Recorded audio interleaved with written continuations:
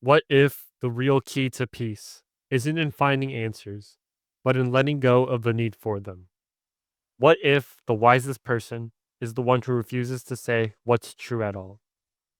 Meet Sextus Empiricus, the ancient philosopher who made radical doubt into a way of life and challenged the very foundation of knowledge itself. A Greek philosopher living sometime around the 2nd or 3rd century CE, Sextus Empiricus didn't just write about skepticism, he lived it. In his works, Outlines of Skepticism and Against the Dogmatist, laid out a powerful case against certainty, not just in religion or politics, but even in logic, science, and philosophy itself. And through his revival of skepticism, he aimed at one thing: the deep, unshakable calm that comes when you stop trying to control the truth. Unlike modern skeptics who might say we can't know, the ancient skeptic doesn't even go that far. He suspends judgment entirely. The refusal to affirm or deny anything definitively.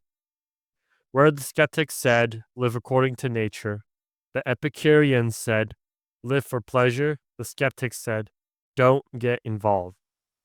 For Sextus, the endless conflict between philosophical schools was evidence that none of them had it figured out. Dogmatists claim to know truth, but they all contradict each other.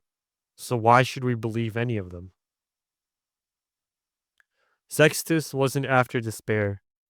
He didn't want to destroy knowledge for the sake of chaos. He had a purpose, a peace of mind. He argued that every time we assert some belief as true, we get entangled in worry. What if I'm wrong? What if there's a better theory? What if someone proves me false? This constant mental unrest is the enemy, and the cure is skepticism. By suspending judgment, by saying, I don't know, you free yourself from anxiety. And as Sextus Empiricus once famously said, skepticism is the ability to place appearances in opposition to judgments and thus achieve ataraxia. In his book, Adversus Mathematicus, Sextus goes over every school of thought. The Platonists, who say truth lies in a world of forms. The Aristotelians, who trust in logic and categories. The Stoics, who think nature is a moral guide. Even the Epicureans, who rest everything on atomism and sensation. Sextus exposes contradictions, unfounded assumptions, and circular reasoning. He uses a method called modes of skepticism, 10 arguments that show why judgment must be suspended. Different species perceive the world differently. People have different tastes and opinions. Our senses contradict each other. Context changes how we interpret things. If we can't know which viewpoint is right, the only rational response is to stop claiming knowledge at all. But skepticism isn't just a mental trick. It's a way of living. Sextus believed we can function just fine without dogma. We still eat, sleep, and interact with the world. We don't just add on beliefs about what's ultimately true. We go by appearances, what seems to be the case, without claiming it's the way things are.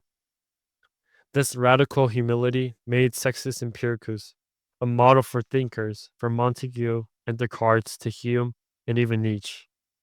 Descartes' method of doubt, Hume's problem of induction. You could argue Sextus started those fires. In an age obsessed with opinions, outrage, and quote-unquote hot takes, Sextus Empiricus offers a dangerous alternative. Silence, humility, inner calm. The ancient skeptic doesn't fight over beliefs. He lives lightly. He looks at the world with open eyes and says, no more yes, no more no. Let things be. And in letting go, he finds peace. The dogmatists say, I know. The academy says no one can know. But the skeptic, he says nothing. And in that silence, he is free.